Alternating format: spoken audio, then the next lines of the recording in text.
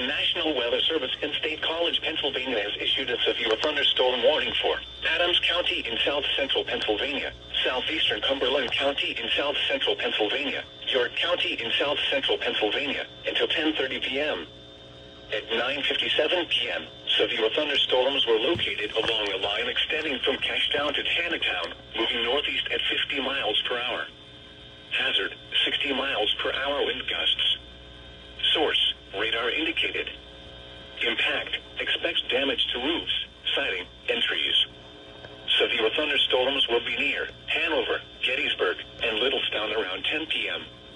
Parksville, Hampton, and Lake Mead around 10:10 p.m. Michaelstown, York Airport, and Dover around 10:20 p.m. York and West York around 10:30 p.m.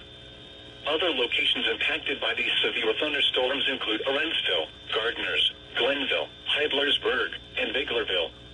This includes the following interstates: the Pennsylvania Turnpike from mile markers 237 to 245. Interstate 83 from mile markers 5 to 42. Stay inside a well-built structure and keep away from windows.